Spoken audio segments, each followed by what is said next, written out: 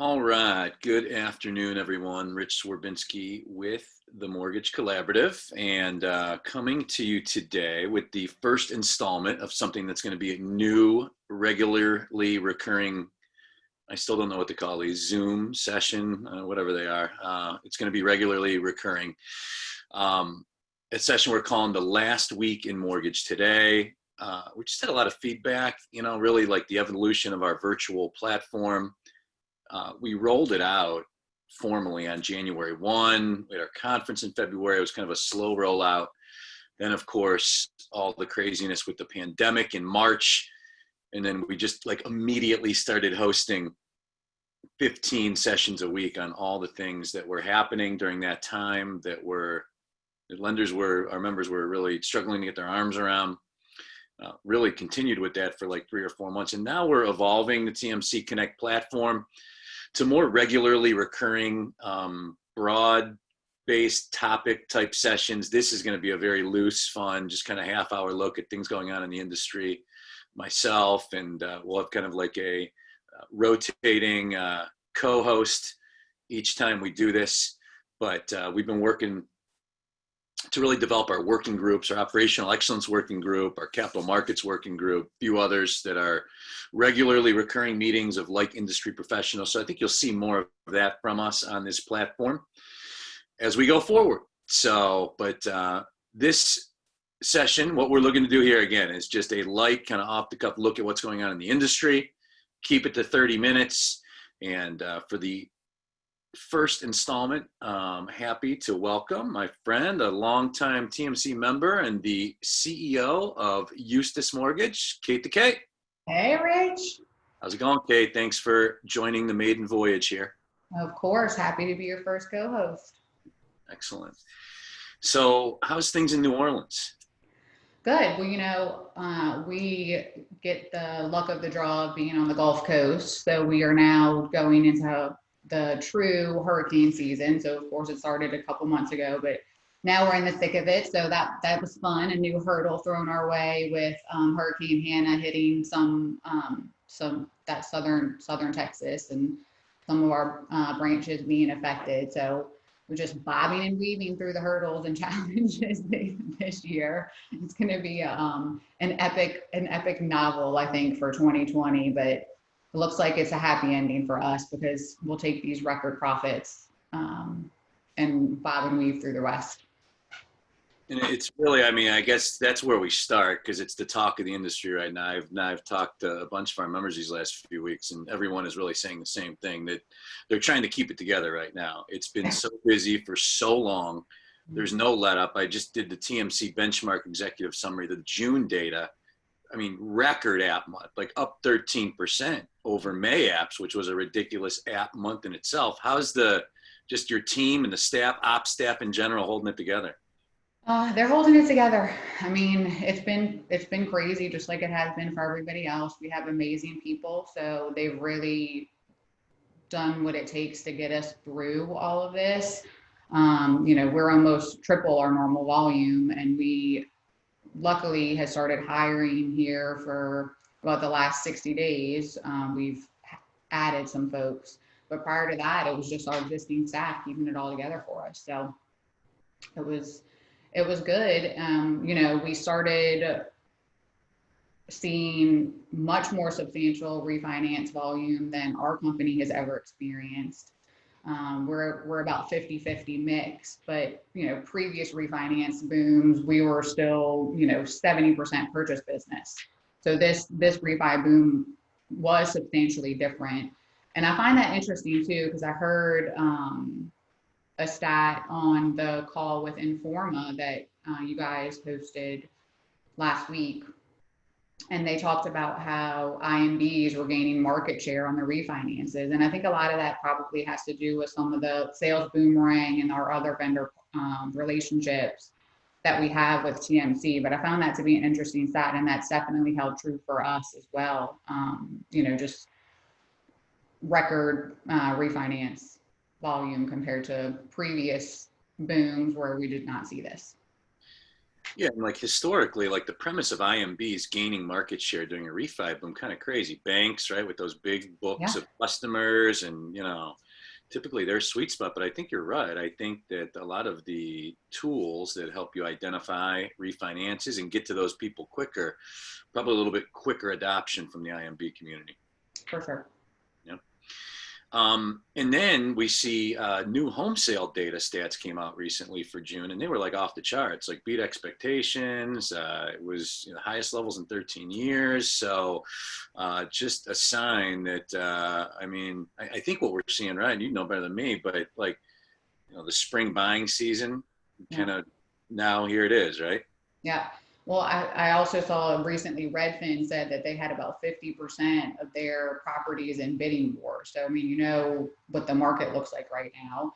And rate driven, I think for sure, but I think a lot of it has to do with just people are stuck in their houses right now. Who doesn't want, who isn't thinking about either some sort of renovation, which spurs our renovation financing, trying to figure out how to get the heck out of their smaller houses with their kids and their dogs and everything else driving them crazy. So searching for more space basically. And we've also seen a lot of second home buyers. So kind of that more baby boomer age that want to get away from just a lot of the craziness that they're seeing around them, kind of want to get out into some more rural spaces. So we're seeing a lot of second home requests as well. Yeah, it really has. These last 4 or 5 months has really like emboldened the value of a home. I think there's a lot of good long-term things for our industry that will, stem from this pandemic, and I think that's one of them. So many people working from home. We did a call with some of our big construction lenders that are like in-house mortgage companies of builders, and they said already like the demand on the new build side, like more home offices and homes, like there's some already immediate trends that are happening and shaping the housing stock in America that will spawn from this. Yeah, agreed. I mean, if you think about office space and kind of the recent conversations around what are we going to do with our office spaces, some folks do like working from home and kind of just the modified and new version of what offices are going to look like. Flip sides goes the same for housing. Those folks are now working from home, and how do they get that extra space? What do home offices look like now, and how does that change the housing dynamic?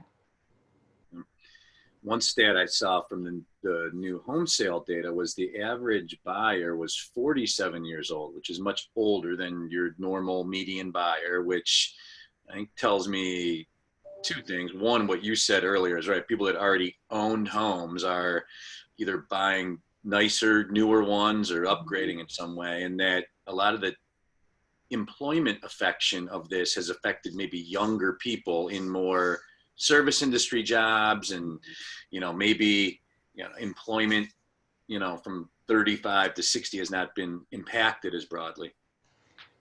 Yeah, for sure.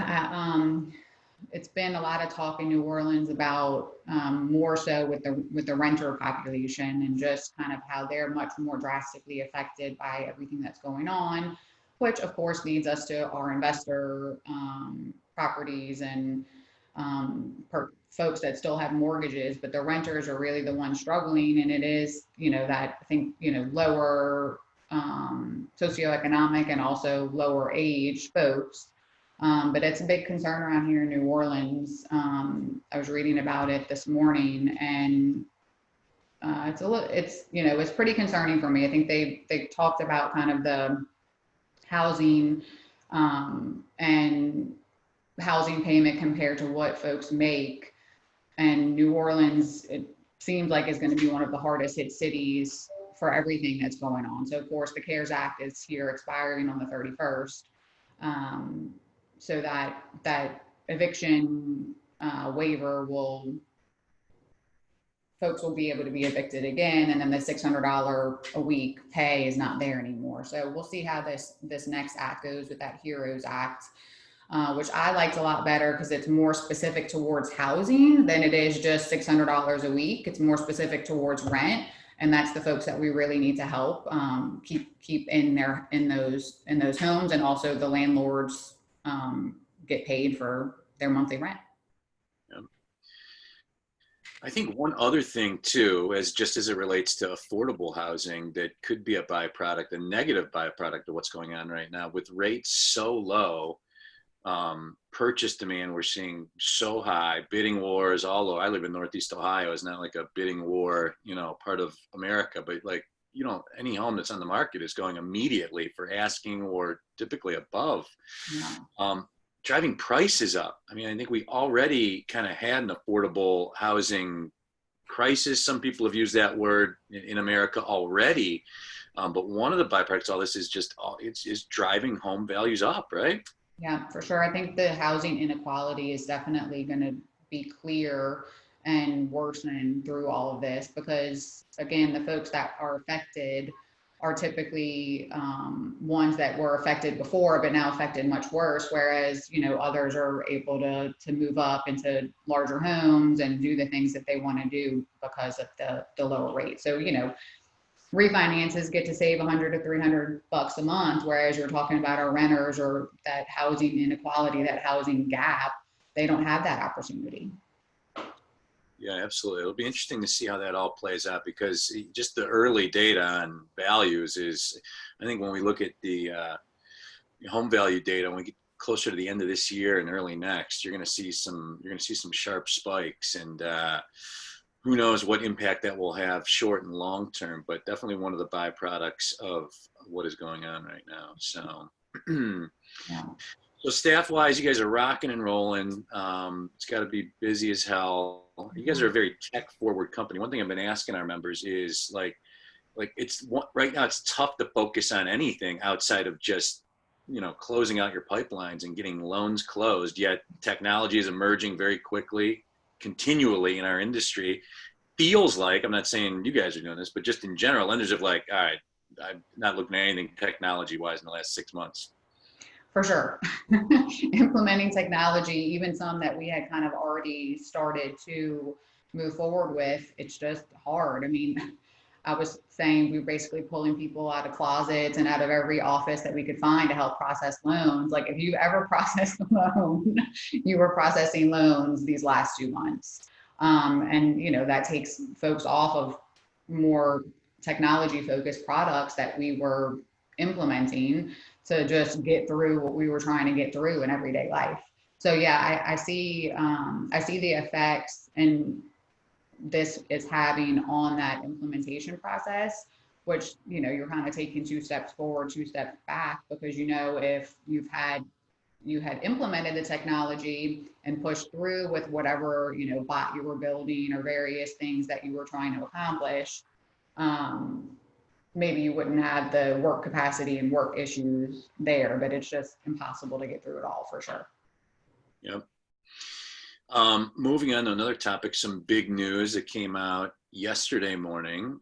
Black Knight buying Optimal Blue, 2 of the real big players in the mortgage industry. Any immediate reaction when you saw that?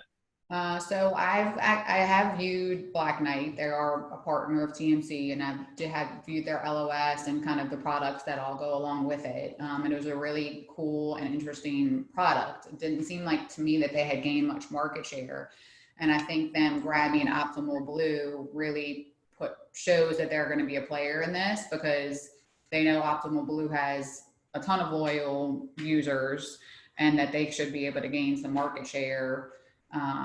Hopefully away from Encompass. I don't know why I make Encompass my enemy, but for whatever reason, we're not on Encompass, and just the stories that I hear from others, getting price gouged and basically trapped by Encompass. I'm not a fan. So it'll be interesting to see. And I hope that Black Knight can put something together even greater than what I've already seen from them and start gaining some market share.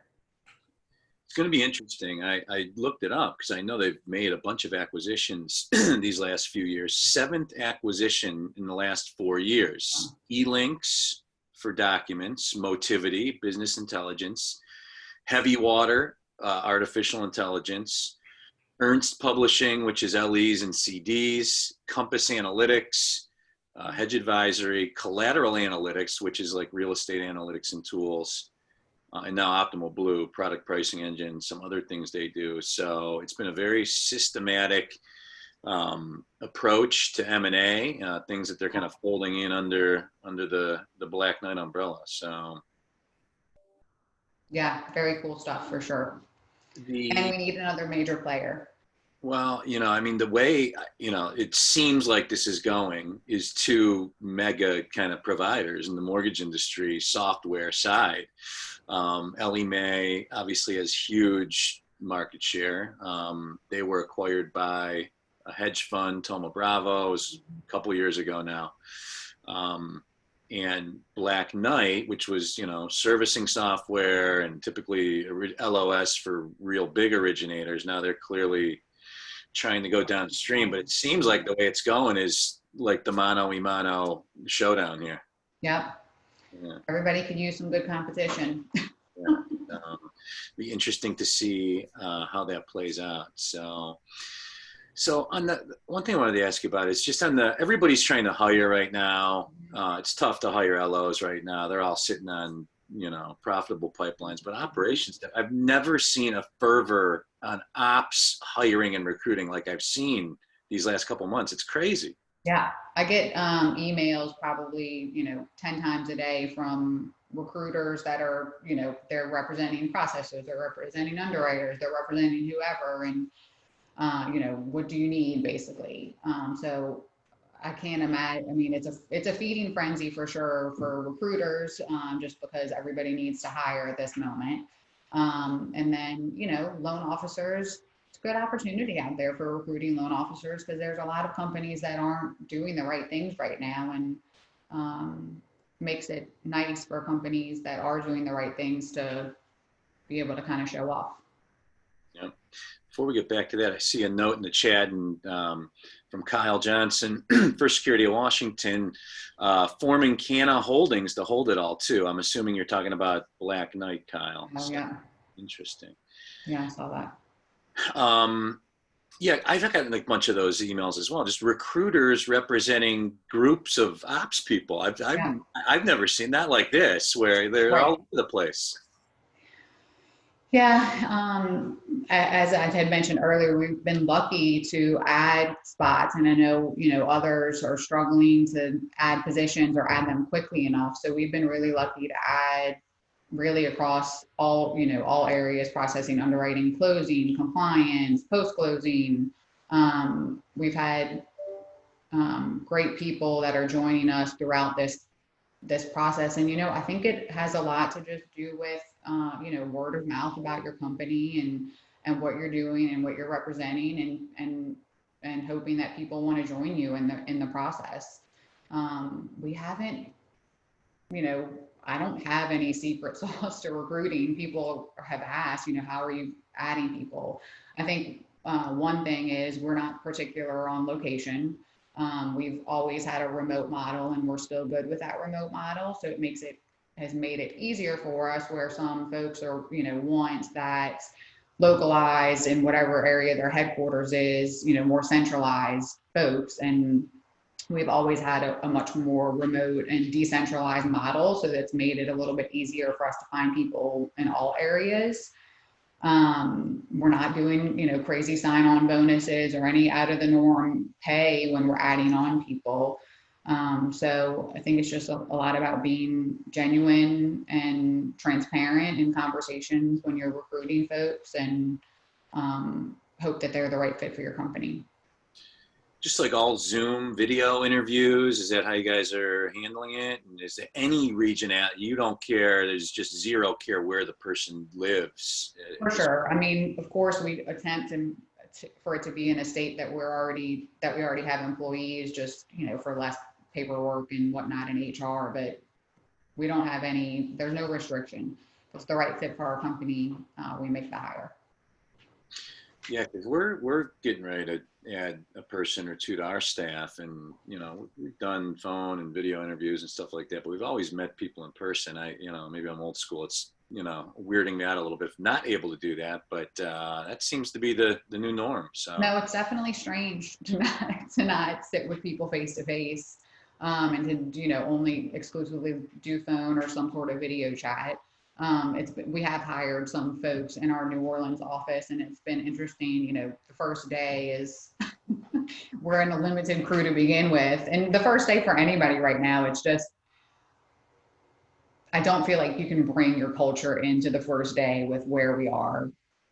So it is a challenge to figure out how do you do that? How do you make the person feel welcome? When we're walking around with masks, we can't do like a welcome lunch. There's nothing like that happening.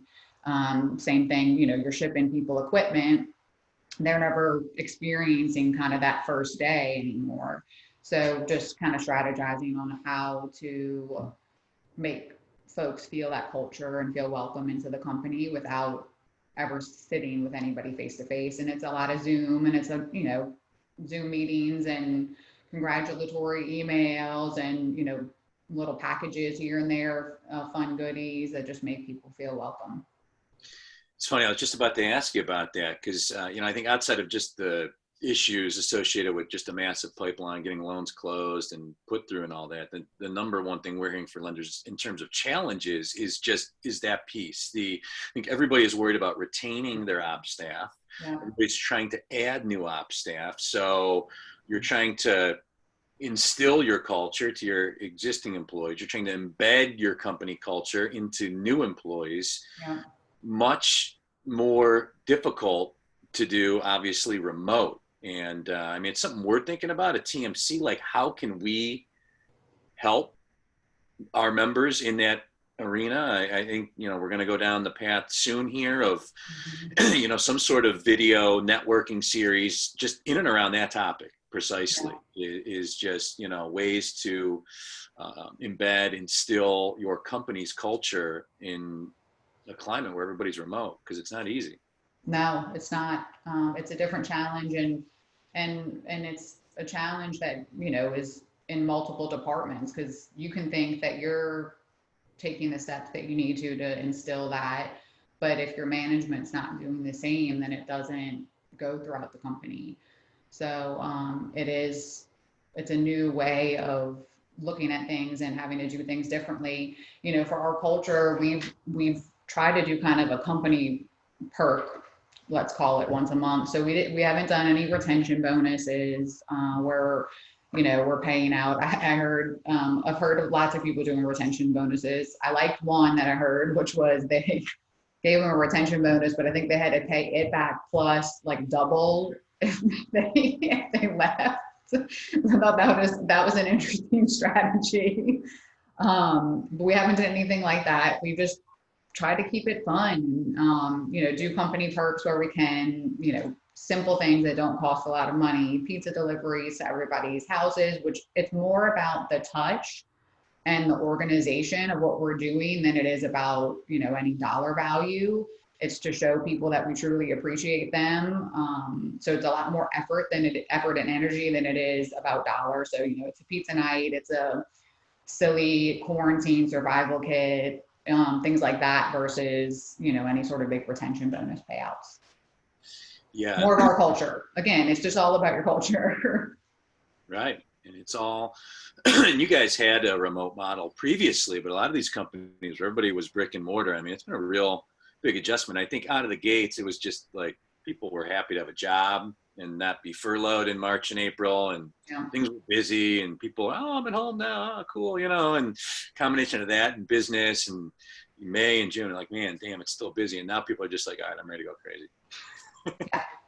If they don't, I think also a good message to make sure people understand is you're preparing to help them see the light at the end of the tunnel, and what you're doing to add people or change, what you're doing to change the dynamic for them, especially when I know you and I talked about this, like folks are going on vacations.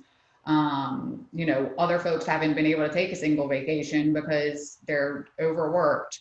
So our people are feeling overworked. We're definitely to the levels of burnout, and having to figure out how to to gracefully do that and make sure that the people see the light at the end of the tunnel so that they don't feel super frustrated about what they're doing, and that they feel appreciated for what they're doing. Yeah, and I mean, I don't see any let up at all. I think it is going to remain incredibly busy even through the winter. If you look at the Fed, I mean, their bond buying strategy, they got a meeting, I know, this week. I'm sure they're going to talk to this, but they got their foot firmly on the bond buying gas pedal. They're not going to take that off anytime soon. I've read some pieces from people a lot smarter than me that said rates can go even lower. Like you could see 30-year fixed rate 2.4, 2.5, Yeah. very soon here. Yeah, that'll be interesting to see. I'm of the opposite. I can't imagine, and we're at 2.75 for a 30-year fix. I can't imagine that the investor appetite's going to be there for anything much lower. And I also think with the massive supply or the massive numbers that are getting pushed out, that supply demand will be different. And that my hope is that kind of as lenders, we stick to the bottom at 2.75 so we can see that profit margin there still. Yep.